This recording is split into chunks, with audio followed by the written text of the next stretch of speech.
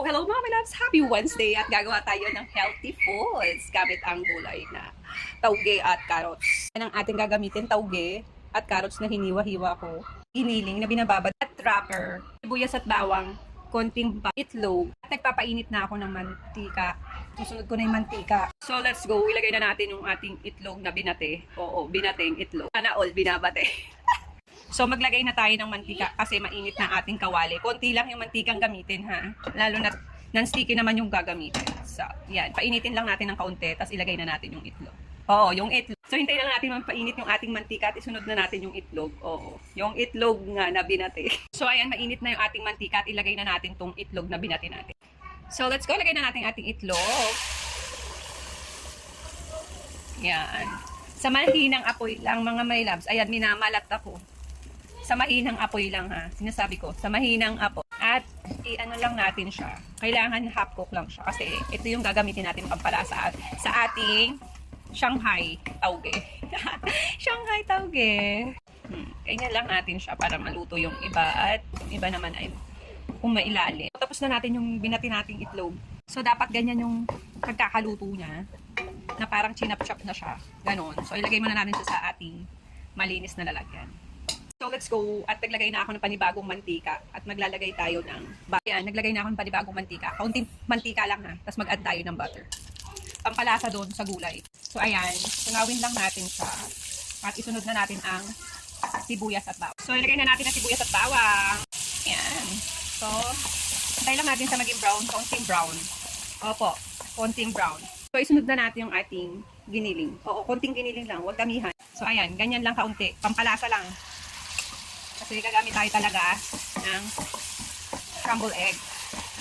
So, maglagay tayo ng ating paminta. Maglagay din tayo ng kaunting patis. Ayan na kasi yung pampapalasa natin sa gulay. Tapos haluin natin. Ayan. Susunod na natin ang ating gulay. So, isunod na natin itong tauge at carrots. So, lagay na natin yung tauge at carrots. At haluin natin siya. So, i-mix na natin siya. Halu-haluin natin siya para ma-mix sa ating giniling. Konti lang nilagay kong giniling, ha, as in.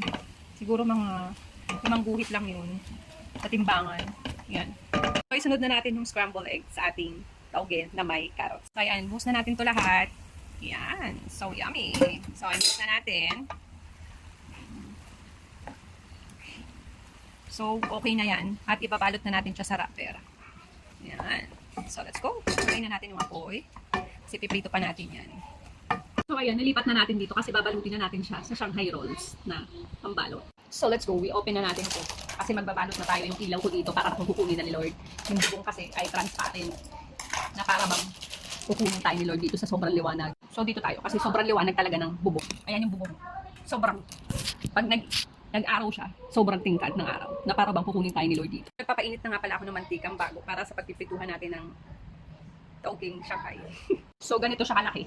O, ganyan siya kalaki. Tapos, dyan natin ilababalot yung ating tauge. So, ganito lang siya kadami. Tapos, ilalagay na natin siya dito. Tapos, balot na natin siya.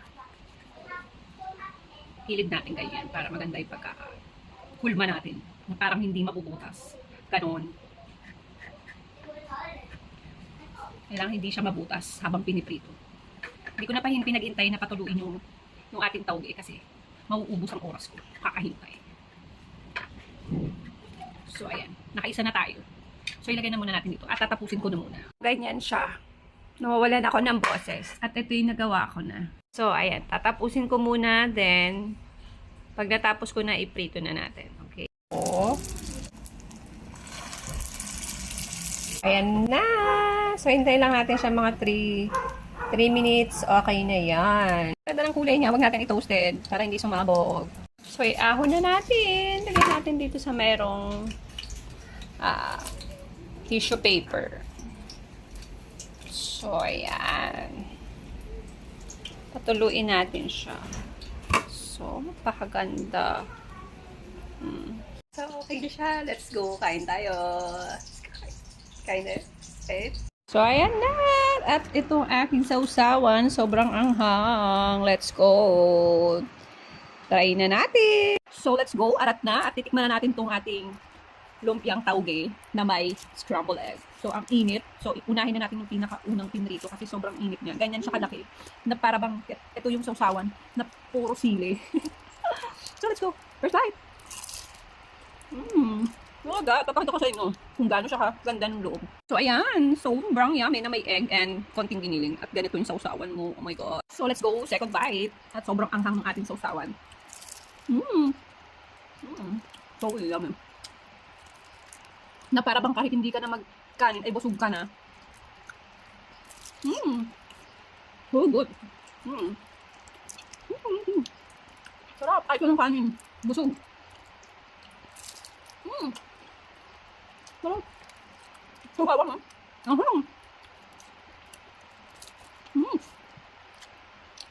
Sarap. So yummy. Wala talagang talent si Maylab kumantaw, sumayaw. Kasi sa pagluluto, tumabi ka, ako na.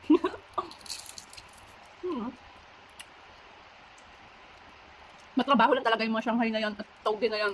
Kasi sasangkutsa mo pa siya, ibabalot mo, tapos ipiprito mo ulit. So good. Na para bang pwede na ako maglako nito at maging negosyo ko. Yun lang at salamat sa manonood. Bye!